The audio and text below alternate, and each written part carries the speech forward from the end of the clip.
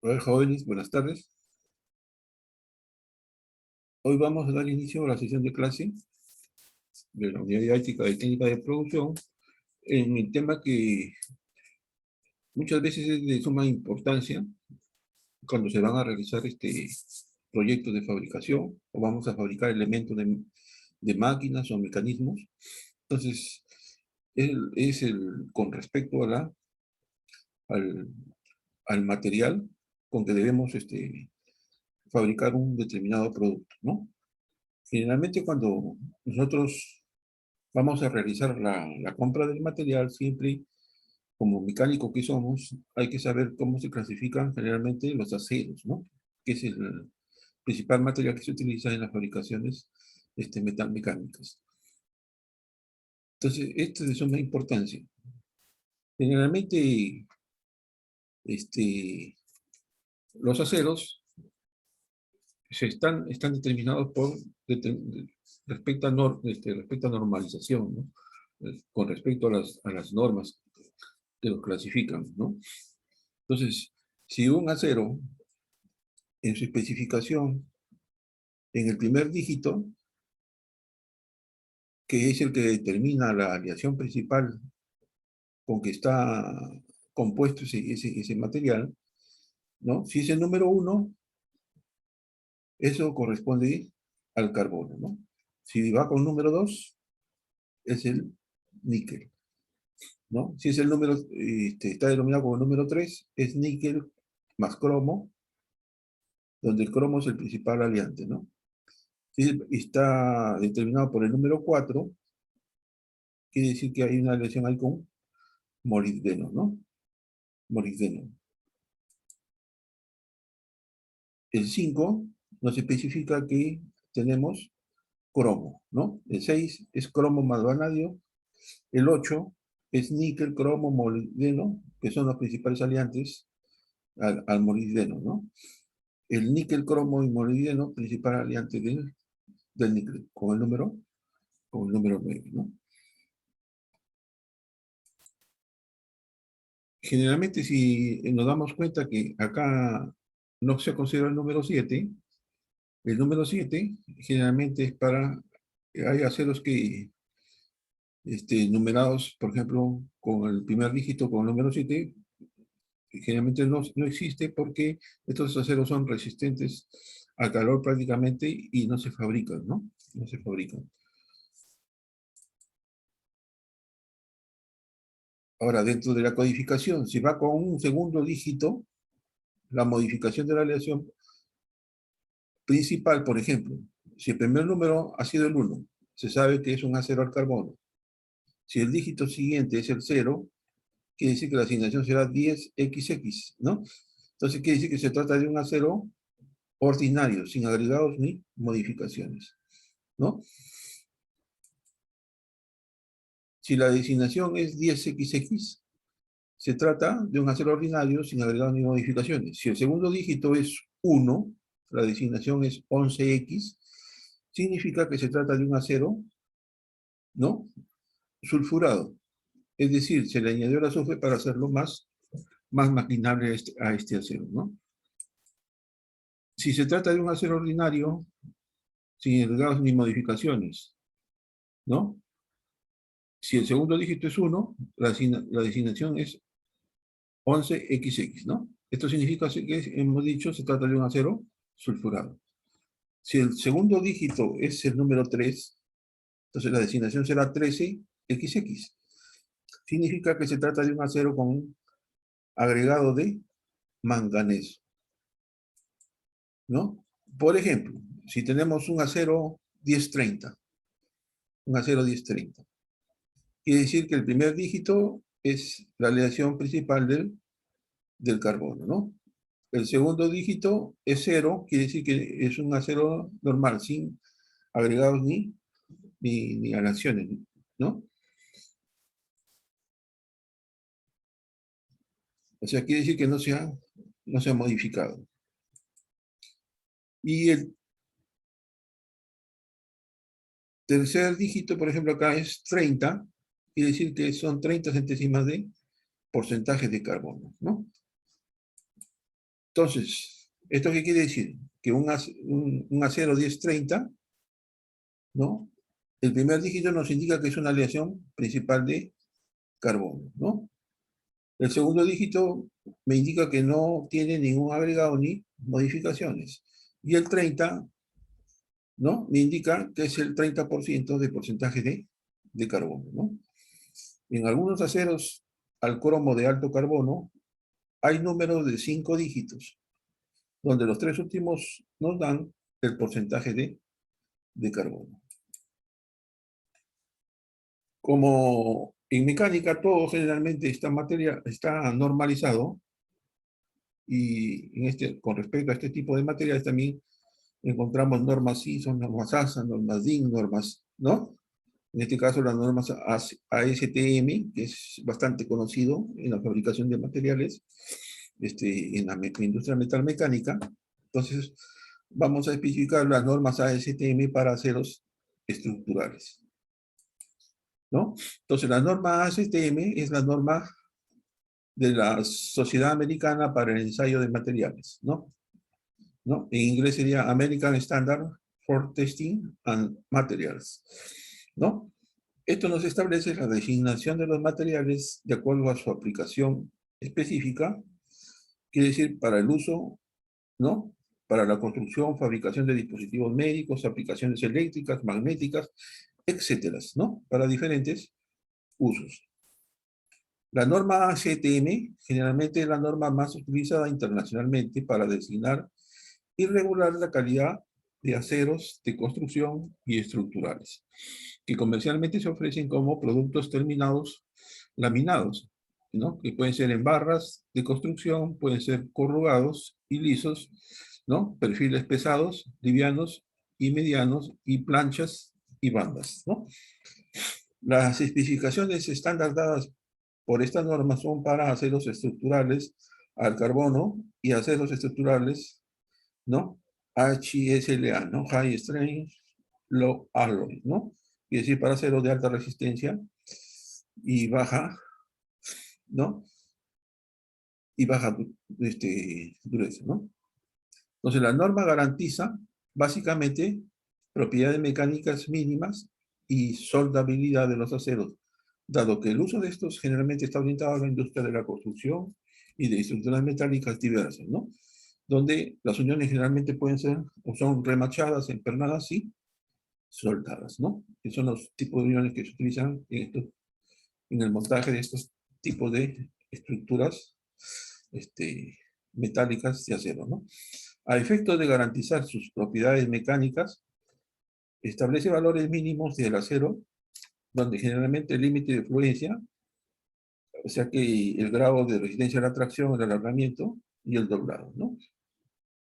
Que son las propiedades físicas o mecánicas, generalmente de los aceros, que generalmente no han debido haber tocado en lo que son en la asignatura de materiales industriales, ¿no? Entonces, para garantizar la soldabilidad de los aceros, la norma ASTM establece la composición química del acero, ¿no? Con los estándares publicados por la ASTM y que emiten designaciones sistémicas fijas para cada tipo de acero, ¿no? Con sus respectivas especificaciones y requerimientos para, ¿no? Y que pueden ser utilizados por los fabricantes y usuarios de estos materiales de acero para diferentes aplicaciones en la industria metalmecánica, ¿no?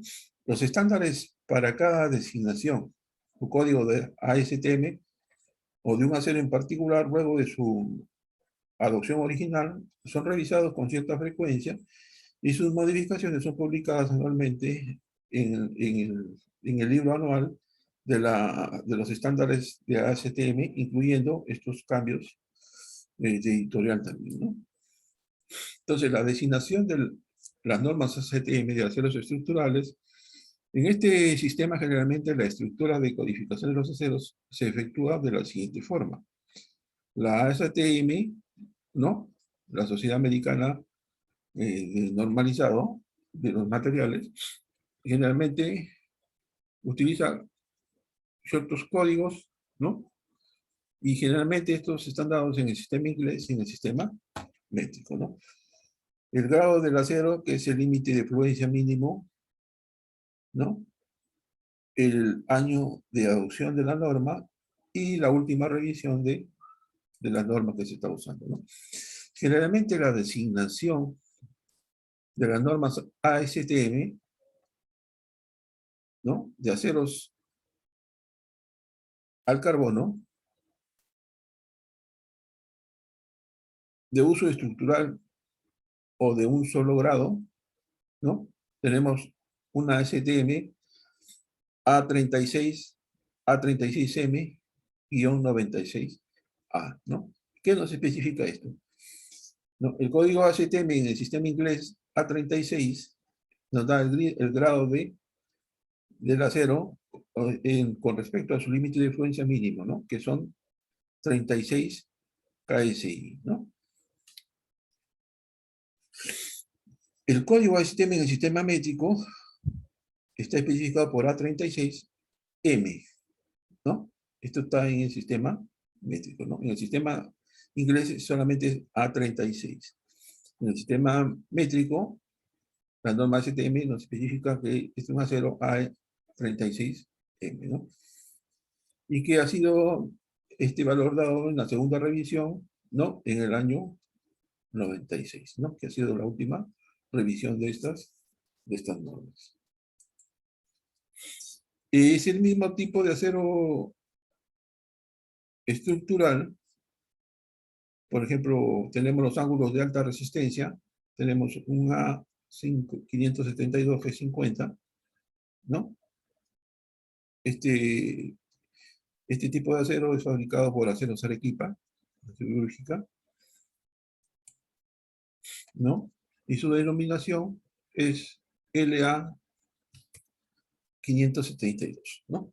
La descripción: el producto del acero microaliado laminado en caliente, cuya sección transversal está dado en dos alas, quiere decir en L, ¿no? De igual longitud en ángulo recto, ¿no? Es un perfil angular en L, ¿no?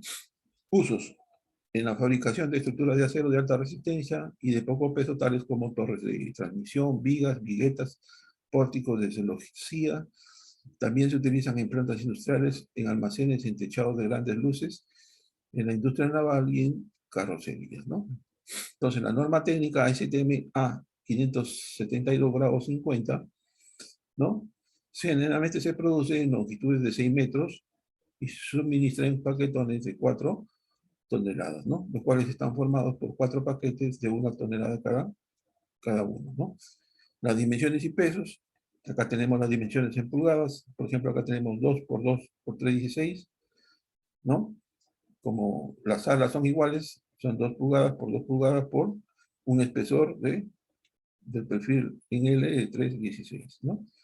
El peso estimado en libras-pie es 2,440, en kilogramos va a ser 3,63, ¿no? Y en kilogramos por 5 metros va a ser de 21,787, ¿no? Lo mismo para otro perfil en L, que en este caso debe ser de 2 por 2 por un cuarto, un poco más de espesor, ¿no? Lo mismo sube sus pesos, van subiendo sus pesos, ¿no? Acá tenemos también otro de 2,5 por 2,5 por 3,16, de 2,5 y 2,5 por un cuarto, de 3 por 3 por un cuarto, y de 3 por 3 por 5,16, ¿no?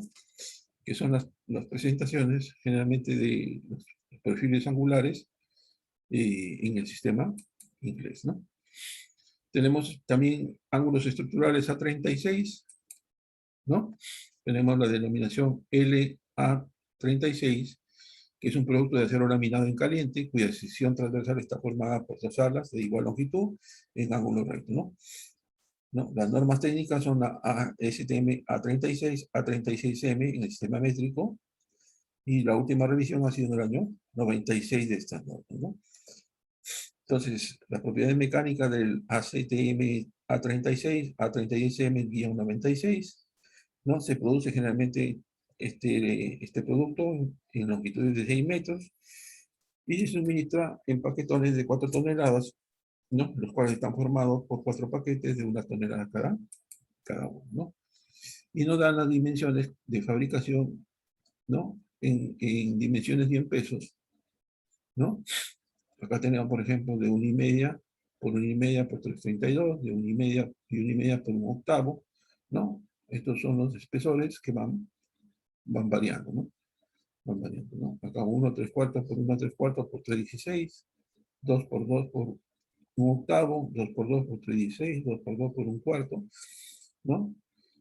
Y 3 por 3 por 516, 3 por 3 por 3/8, 3 por 3 por media, ¿no? Por media pulgada, ¿no? Entonces, esas son las dimensiones en las que este producto se fabrica, ¿no? En el sistema métrico está dado en, ¿no? Acá, por ejemplo, dimensiones, 20 por 20 por 2,5, 20 por 20 por 3, ¿no? Los requerimientos químicos en porcentajes, ¿no? Carbono 0,26 máximo, silicio 0,40 máximo, ¿no? Fósforo 0,040 máximo, ¿no? Y el azufre 0,050 como máximo. Las propiedades mecánicas, límite de fluencia, tenemos, entonces, el fabricante nos da todos los límites o las indicaciones de que ha fabricado, ¿no? Lo mismo sucede en el tipo de acero corrugado de construcción, ¿no? Las barras de construcción, por ejemplo, tenemos las barras ASTM A615, ¿no? Su denominación es Vago A615 G60, ¿no? Descripción: barras de acero rectas de sección circular con resaltes high-bound de alta adherencia con el concreto, ¿no? Usos en la fabricación de estructuras de concreto armado en viviendas, edificios, puentes, represas, canales de irrigación, etcétera, ¿no? Normas técnicas: la composición química, son propiedades mecánicas y tolerancias, dimensiones ASTM A615, grado 60, ¿no? Y la presentación se produce en barras de 9 metros y de 11,9 metros de longitud, ¿no? En la siguiente diámetros: 6 milímetros, 8 milímetros, 3/8 de pulgada, 12 milímetros, media pulgada, 5/8, 3/4, hasta 1 pulgada, ¿no? La medida de 1 a 3/8 se produce en barras de 12 metros, ¿no? Previa consulta se pueden producir otros diámetros y longitudes requeridos por el cliente, ¿no? Se suministran paquetes de 1 tonelada métrica, 2 toneladas o 4 toneladas, ¿no? Las barras de 6 metros también se comercializan en rollos de 450 kilogramos, ¿no? Entonces, esas son las indicaciones del fabricante, ¿no?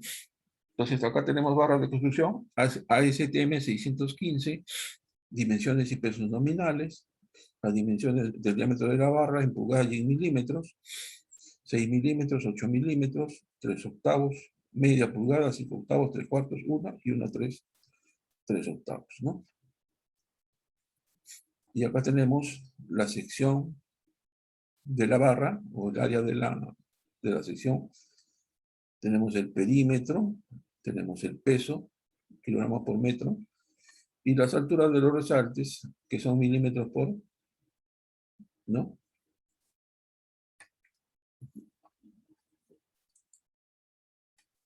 Por ejemplo, tenemos una barra de construcción ASTM A615, hacemos la identificación, las barras son idénticas por marcas de laminación de alto relieve que indican el fabricante, el diámetro y el grado del acero.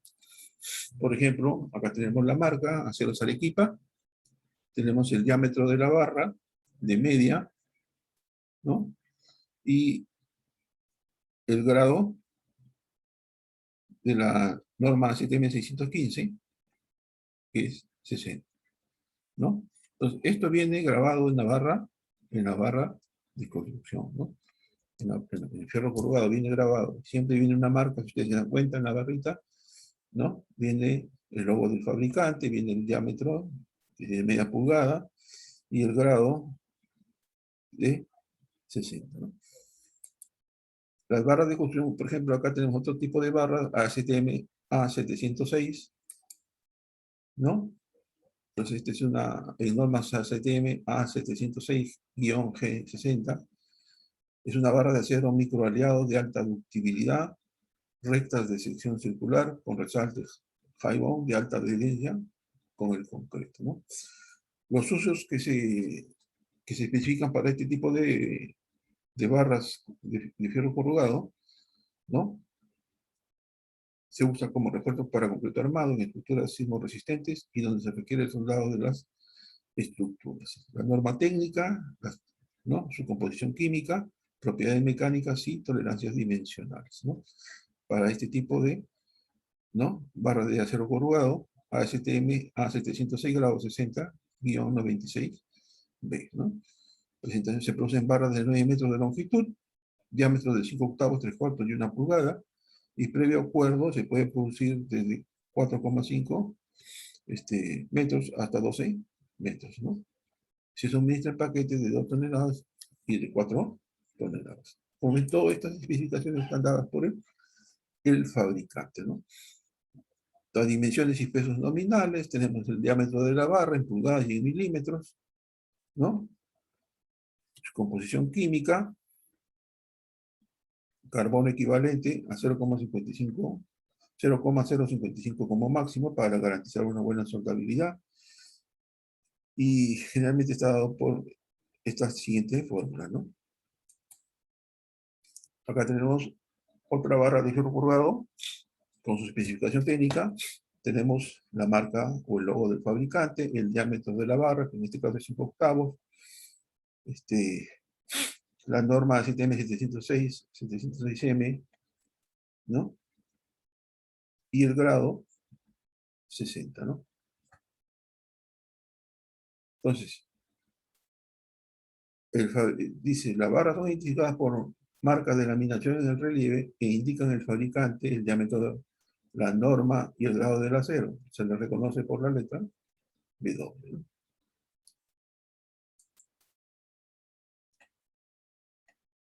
Ahora tenemos las normas, ya no ASTM, sino las normas SAE, SAE o IC para aceros, ¿no?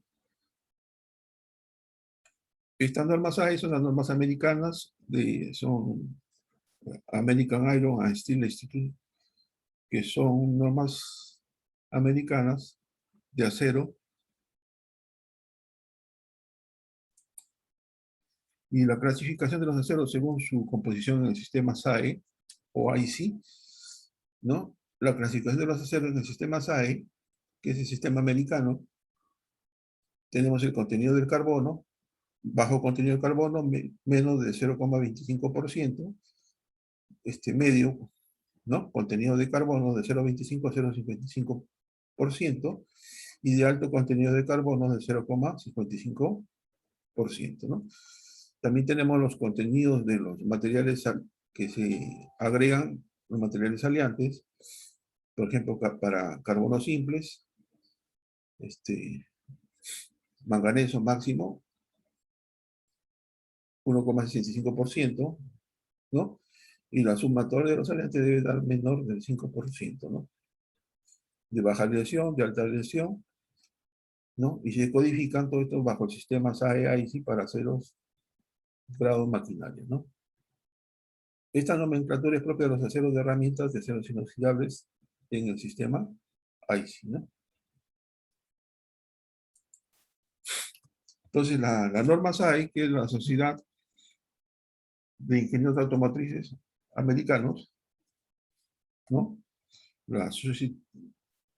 ¿No? Esta norma SAE suministra un medio uniforme de designación de los aceros, ¿no? El código SAE establece los rangos de composición química que deben cumplir este acero para poder ser usado con un prefijo SAE, ¿no? El proveedor SAE, ¿no? Y se interrelaciona con los clientes bajo esta norma, ¿no? El sistema SAE tiene como fin el de estandarizar la composición de los diferentes tipos de aceros que hay en el mercado, ¿no? y que han establecido métodos para identificar los diferentes tipos de aceros que se fabrican. Ambos sistemas son similares para la clasificación, el IC con el SAE, ¿no? En ambos sistemas se utilizan 4 o 5 dígitos para designar el tipo del acero. En el sistema IC también se indica el proceso de producción con una letra antes del número, ¿no? Esta forma, ¿no? En el sistema SAE, IC, utilizan 4 dígitos, a veces 5, para designar aceros al carbono y de baja aleación, ¿no? Los 2 o 3 últimos dígitos nos indican el porcentaje del contenido de carbono en centésimas de porcentaje, ¿no? Para aceros al carbono, el primer dígito es 1, y así para los aceros al carbono corriente simple se designa 10XX, ejemplo, un acero 1045, ¿no? Que esta nomenclatura la hemos explicado al comienzo de la presentación, ¿no? En normas americanas, ¿no? La norma SAE establece que el primer dígito indica el grupo al cual pertenece el acero, carbono simple. El 2 indica un acero al níquel. El número 3 indica un acero cromo-níquel. El número 4 indica un molibdeno cromo-níquel. El 5 indica un acero al cromo. El número 6 indica acero al cromo-vanadio. El 7 indica un acero al vanadio tungsteno, ¿no? Entonces, esos son los números que se especifican el primer dígito, ¿no? Y ya lo hemos explicado al comienzo, ¿no? El segundo dígito es el código que generalmente indica el aliante, el material que se está aliando, o la combinación de aliantes, ¿no? Y el porcentaje aproximado del elemento aliante predominante, ¿no? De un acero de baja aleación. Por ejemplo, un acero simple aliado, por ejemplo, un acero simple al carbono con 0,40% en pesos de carbono es un acero 1040, mientras que un acero con 1,45% de cromo y un 1,5% en pesos de carbono es un acero 52150, ¿no? Estos números nos dan las especificaciones de los porcentajes de los aliantes, ¿no? Y el primer dígito nos indica siempre cuál es el principal elemento de ese acero, ¿no? A veces se intercalan las letras después de los 2 primeros dígitos para indicar otras características, ¿no? B indica boro, L indica plomo, ¿no? También pueden usarse prefijos. M indica que es calidad corriente, E indica ha sido fabricado en un horno eléctrico, y H indica que ha sido endurecido, ¿no? En las tablas, la excepción son las 2X de la serie, por ejemplo 9XX, calidad del SAE, las cuales designan el esfuerzo de fluencia mínimo en los aceros, ¿no? Y acá tenemos, por ejemplo, una tablita donde tenemos la designación de normas en normas IC o en normas SAE, por ejemplo, un 10XX, aceros al carbono común, ¿no? Sin aliantes. Un 11XX, por ejemplo, son aceros maquinables, ¿no? Con alto azufre o sulfuros que permiten la maquinabilidad del acero. Un 12XX son aceros maquinables ¿no? Con alto contenido de fósforo y sulfuros. Un 13XX son aceros al manganeso con 1,75% de manganeso, ¿no? Un 15XX nos indica un acero al manganeso con un manganeso del 1%. ¿No? Un 40XX son aceros al molibdeno con 0,25% de molibdeno, ¿no? Siempre el primer dígito nos indica el tipo de material predominante en el acero, el segundo dígito el aliante, y los 2 últimos dígitos nos indican los porcentajes de contenido de carbono en ese acero, ¿no? Y así tenemos las diferentes especificaciones, según normas SAE, de estos tipos de acero, ¿no? La designación SAE para aceros grado maquinaria, código genérico, ¿no? Primer dígito, tipo de aliantes del acero, ¿no? El segundo dígito, aliantes o combinación de aliantes, y a veces el porcentaje aproximado del elemento aliante predominante, ¿no? Y los últimos dígitos nos van a dar el contenido medio o nominal del carbono en porcentaje en el peso, ¿no? Multiplicado por 100, ¿no? Por ejemplo, designación SAE-IC para 0 grados de maquinaria. SAE, Sociedad de Ingenieros Automotrices, son las normas SAE. Tenemos un SAE 1020. El 1020 que nos indica que es un acero de bajo carbono sin aliar, ¿no? Máximo 1% de manganeso, ¿no? Este es un acero simple sin aliar, ¿no? Y el 20, estos dos últimos dígitos nos indica el porcentaje del contenido medio de carbono, ¿no?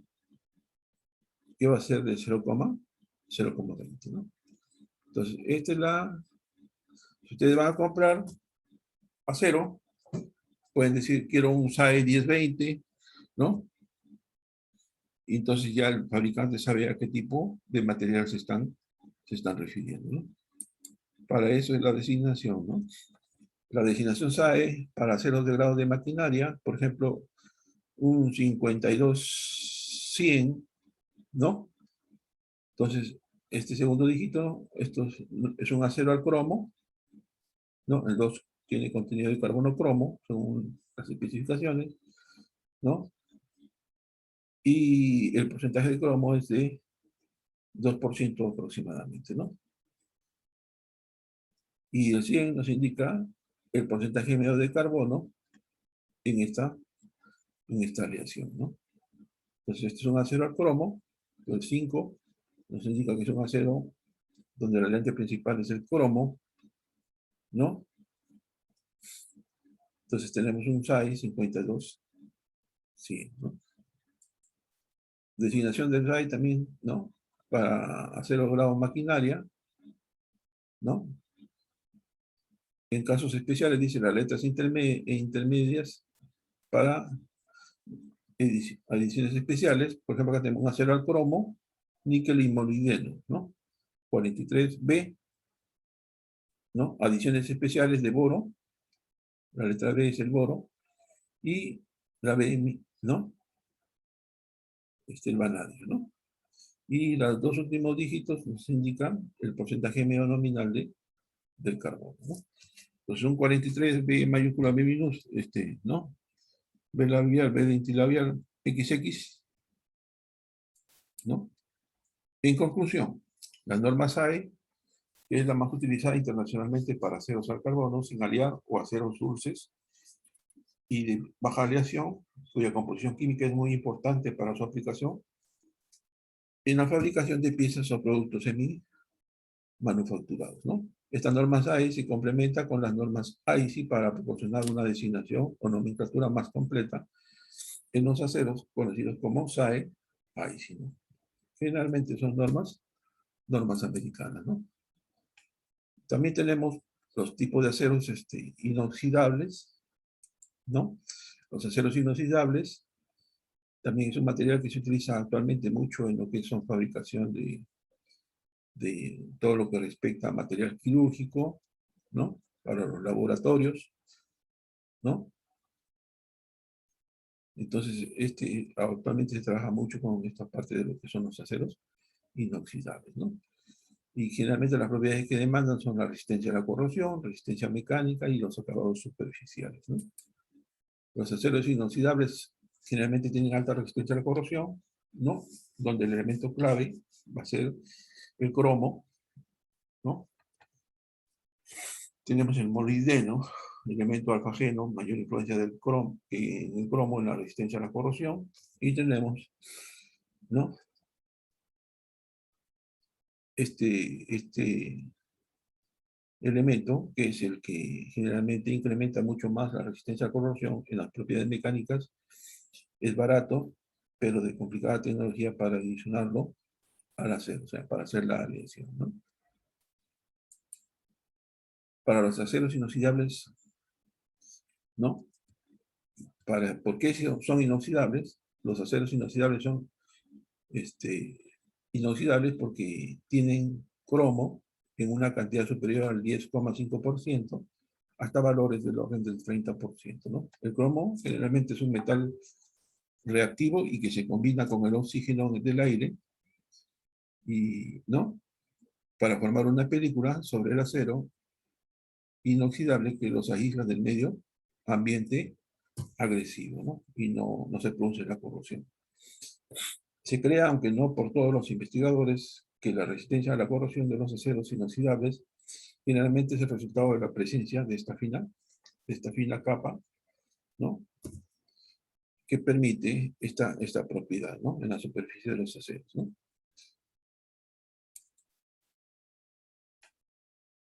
Acá tenemos generalmente la película de óxido de cromo, ¿no?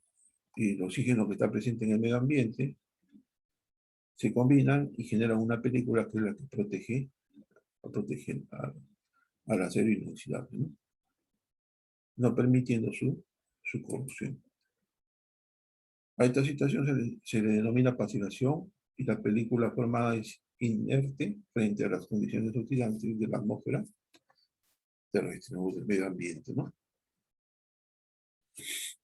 Hay un número importante de aceros inoxidables, su resistencia a la corrosión, propiedades mecánicas y costos varía en un rango generalmente muy amplio, ¿no? Muy amplio. Por esta razón es importante especificar por parte de los ingenieros o de los especialistas que trabajan este tipo de material que el acero inoxidable es más apropiado para una aplicación dada, ¿no? El costo se eleva generalmente entre 5 y 10 veces el de un acero al carbono, ¿no? Y conviene tener en cuenta que el término de inoxidable es un término genérico que involucra más de 30 composiciones químicas diferentes que se hacen en las aleaciones de acero para darles esta propiedad de inoxidables, ¿no?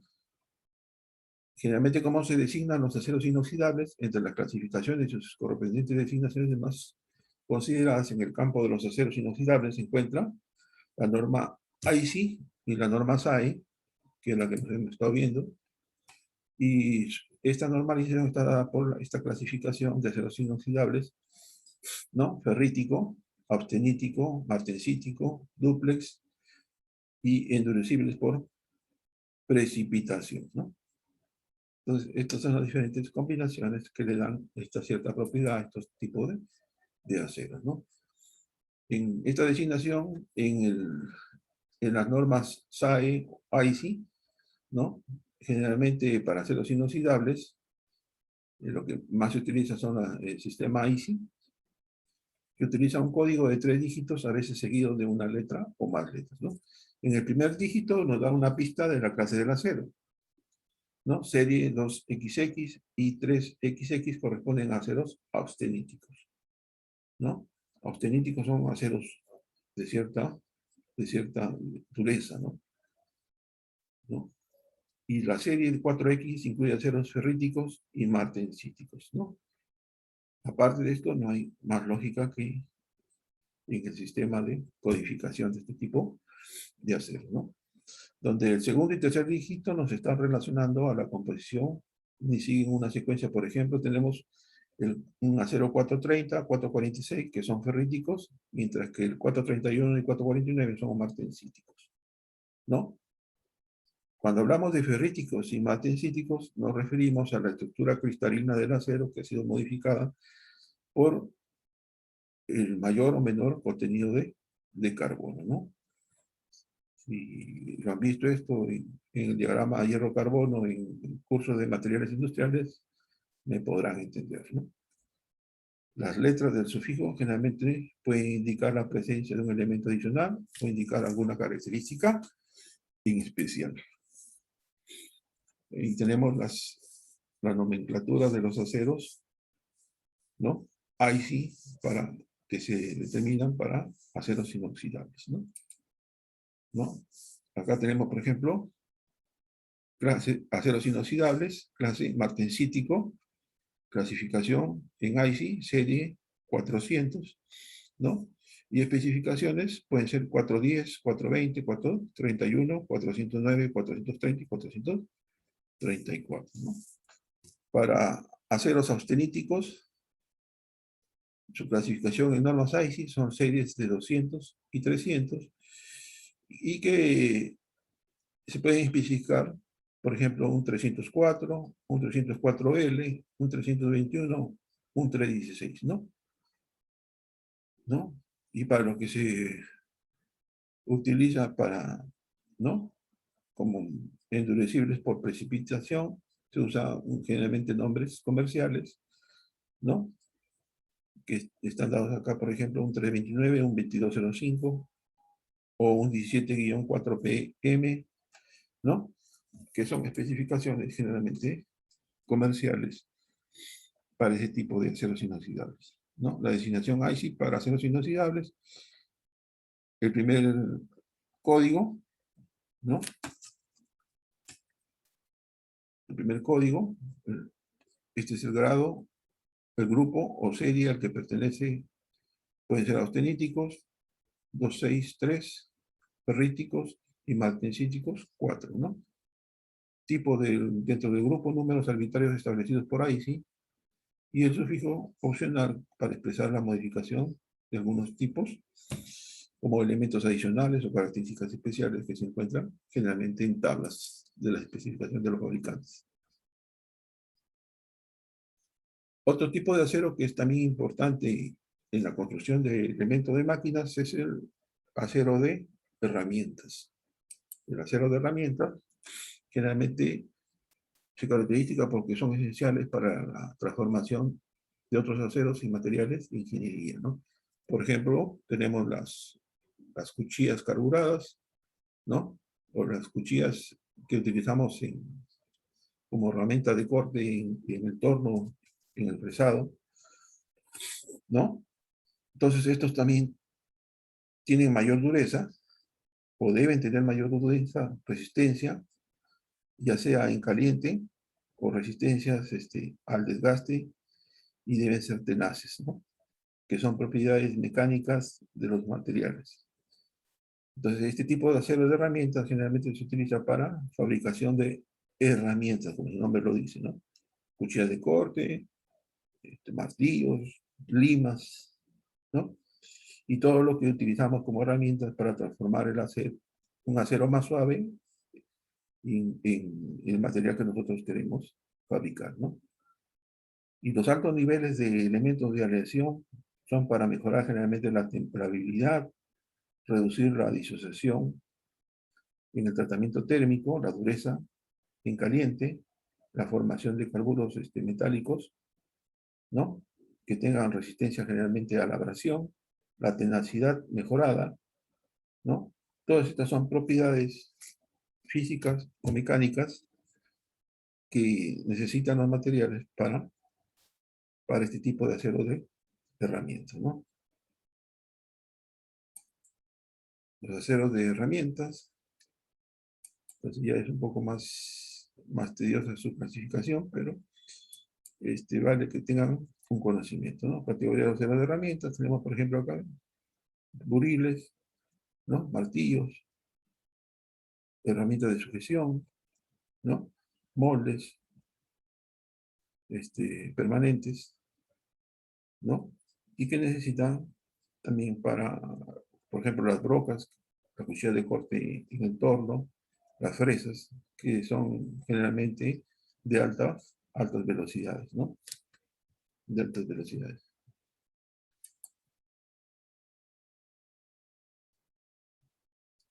Entonces acá tenemos los diferentes aceros para herramientas de alta velocidad, HISS, ¿no? Generalmente no se especifica que es de alta velocidad.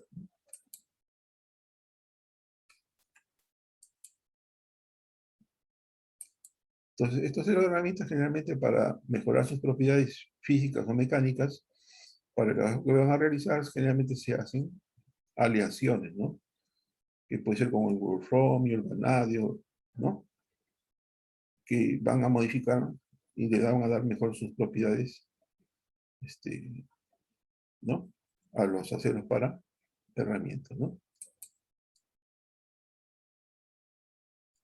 Y generalmente lo que se busca es que tengan una buena tenacidad, ¿no?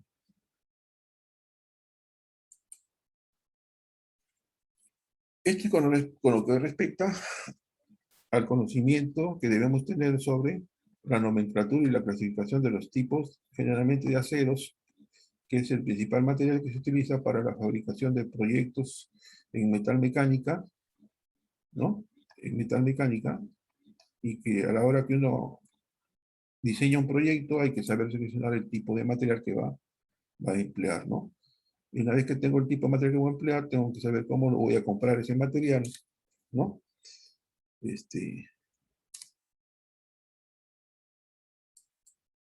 Si nos alcanza el tiempo, vamos a ver si podemos refrescar estos conocimientos con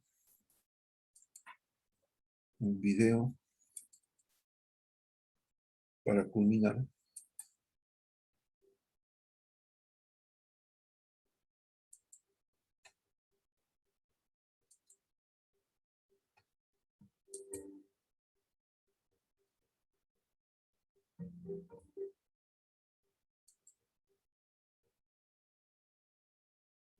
Jóvenes, buenas tardes a todos. Nos encontramos en Aceros Ocotlán. Vean qué súper comercial. Aceros Ocotlán, si están viendo este video, pónganse las pilas y patrocínenos.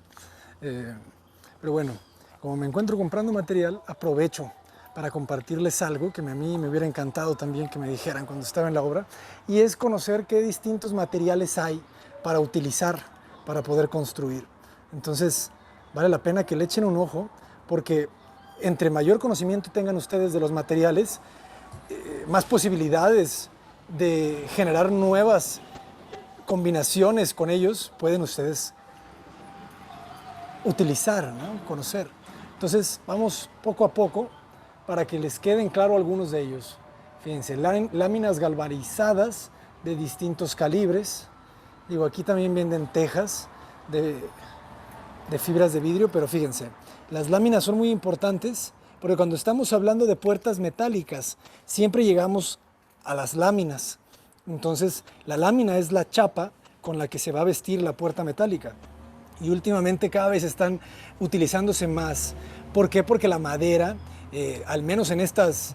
en esta posición geográfica, el sol quema muchísimo, lastima mucho la madera, entonces hay que darles muchísimo mantenimiento. Los clientes les ha costado un poquito de trabajo acostumbrarse a que no proponemos puertas de acceso de repente de madera por ese mismo tema, porque además de ser un poco costosas, el mantenimiento es constante. Entonces, distintos calibres, fíjense, ¿no? De repente me voy a callar solamente para que ustedes puedan ver. El calibre, entre menor es el número, es más grueso, ¿no?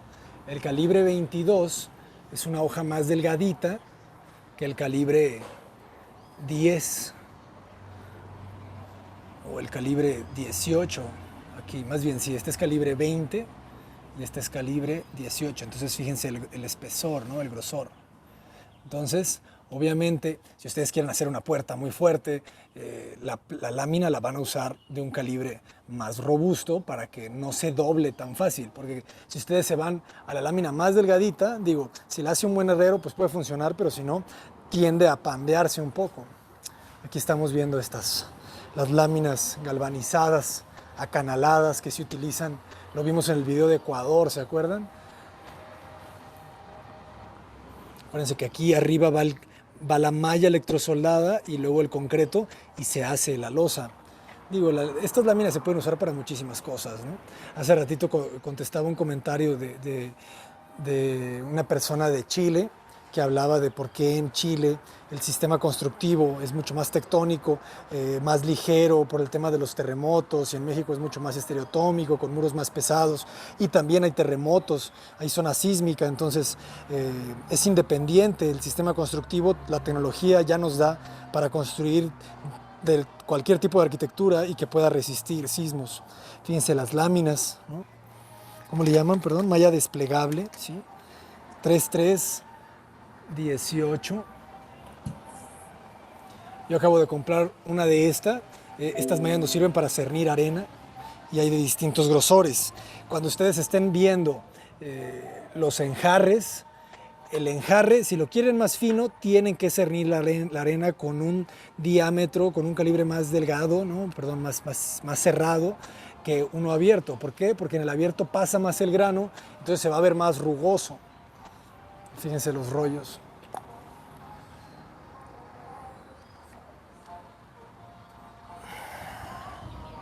Aquí nos vamos a Montén. Fíjense, solera de placa. Esta no la conocía, me voy a cortar.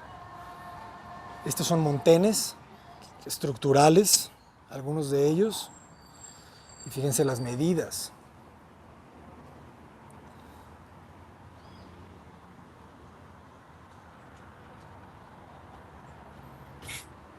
Montén 5x6, 3x6, calibre 14.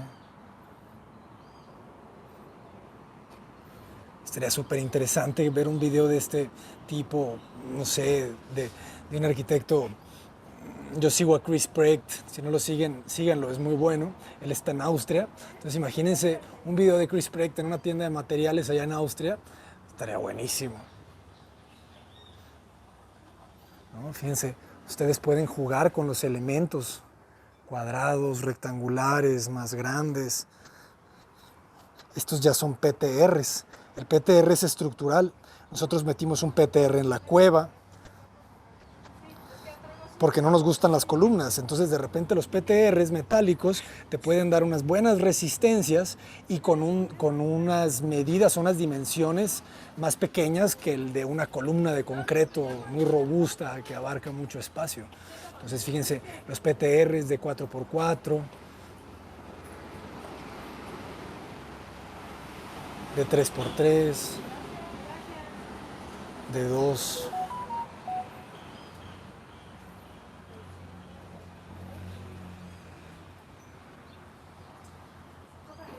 Esto está bueno.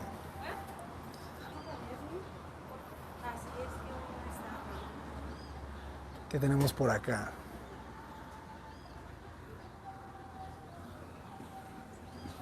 Todos estos elementos, si ustedes los conocen sus medidas, o sea, los arquitectos más hábiles conocen a la perfección los materiales. Y más si a ustedes les gusta esta arquitectura tectónica, que se trata más de elementos independientes, dialogando entre ellos, ustedes deben de ser expertos en sus materiales. Los famosísimos redondos, cuando estamos haciendo barandales, el redondo de media es ancho. Estamos haciendo el barandal de la Piedad y redondo de 3/8, este usaríamos más para la Piedad.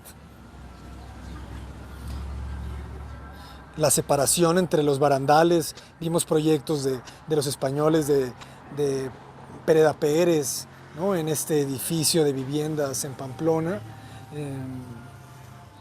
y ellos colocan, me parece que en sus barandales utilizan de este o de este, de 3/16 o de 3/8, uno de los dos.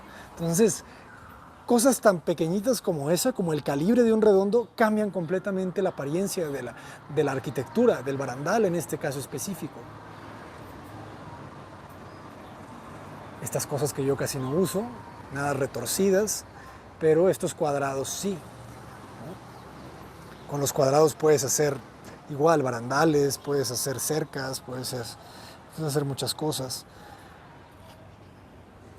Los ángulos también son claves. Hubo una moda acá en Guadalajara de jugar con los ángulos y para hacer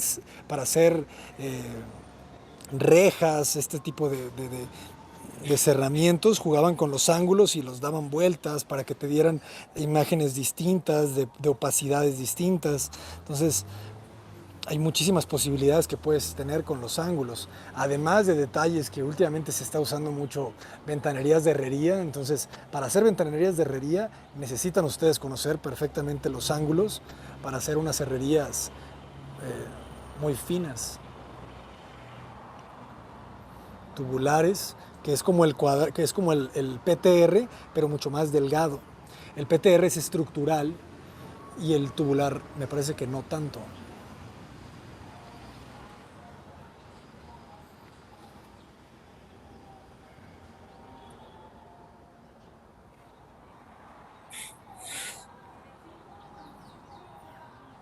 Hay muchísimas medidas de tubulares.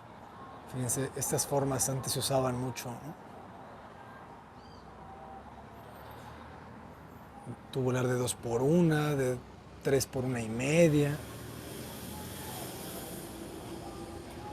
Yo vine aquí a comprar unas reglas, que son unos tubulares. Los tubulares los usan de reglas para afinar en jarres o también como cimbra.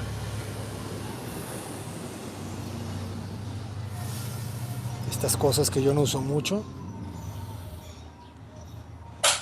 Los tubos. ¿Tripofobia o qué?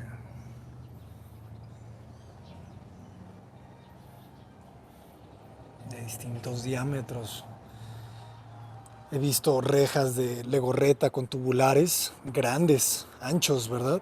Los pinta de morado, se ven muy bien. Y son grandes, son anchos para que tenga cuerpo. En fin.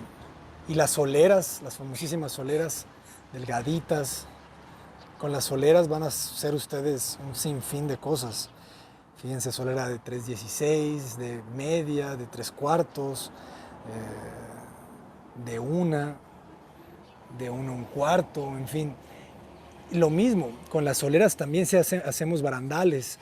Entonces, imagínense que esta solera es un pasamanos, ¿no? Si voy a hacer un pasamanos de solera, voy a agarrar una de 3/16 por 2 pulgadas, porque es más o menos el ancho, ¿no? Que de la mano cuando agarras el barandal.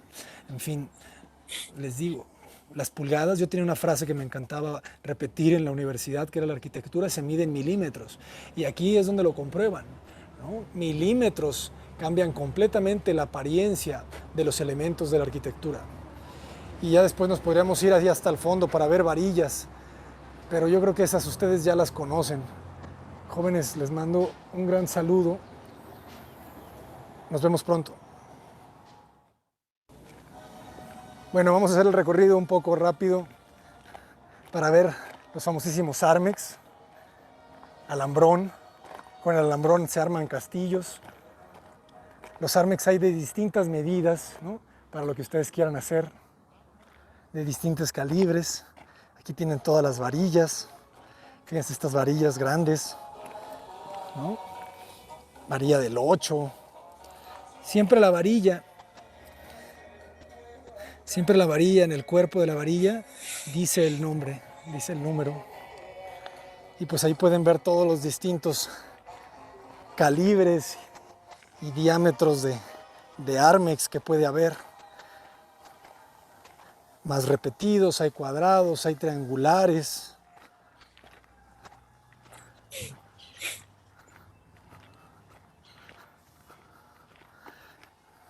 ¿Verdad? Estos son más anchos, castillos más grandes.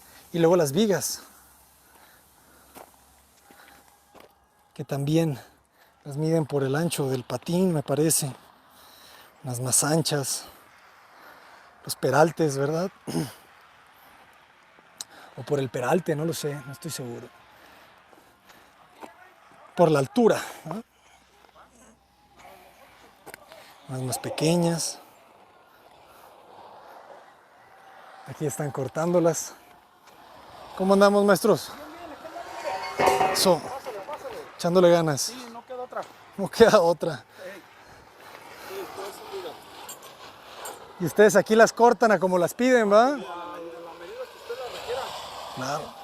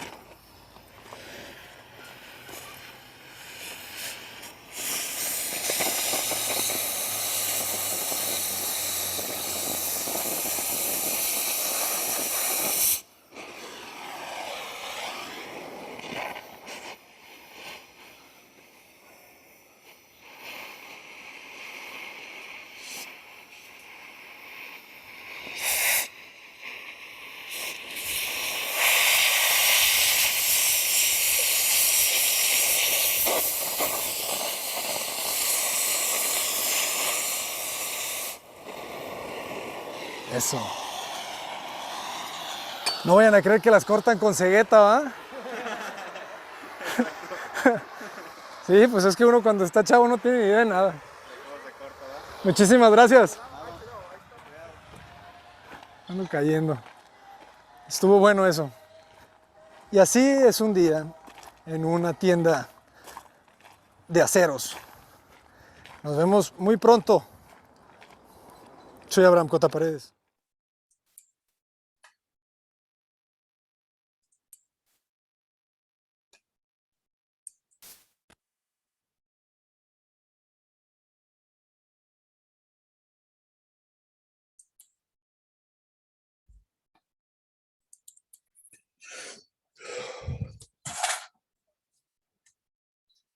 Ok. Con esto tenemos todo lo que corresponde a cómo se identifican los diferentes tipos de aceros, tanto para la construcción en estructuras metálicas como para herramientas, aceros inoxidables, según las normas SAE, IC, que son las más comunes en el mercado, ¿no? Para culminar, ahí estoy colocando una práctica para que la desarrolle. En esta práctica hay dos preguntas. Una es este cuadrito que están viendo acá, donde tenemos la clasificación de los materiales. Generalmente son metales, ¿no? Dentro de esos metales tenemos metales férricos, metales no férricos, metales pesados, ¿no? Y tenemos los no metales, que son materiales naturales y materiales sintéticos, ¿no? En cada uno de estos casillos en blanco, ustedes deben especificar el tipo de material, ¿no? Cómo se clasifican, ¿no?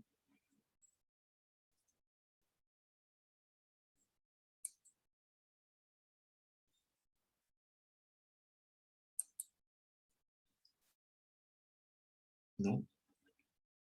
Luego, en la segunda parte dice, en los siguientes cuadros indican la denominación de los distintos tipos de formas comerciales de los materiales, indicando lo solicitado en cada una de las columnas, ¿no? Acá tenemos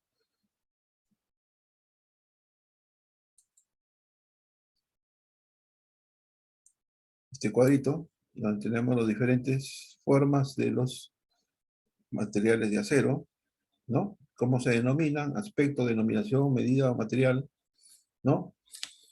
Dice ejemplo de pedidos, breve denominación, para qué se utiliza, uso, medidas en peso y precio, ¿no? Y precio. Acá tenemos para diferentes tipos de perfiles y barras, ¿no? Barras de diferentes formas y perfiles, ¿no? Y perfil, ¿no?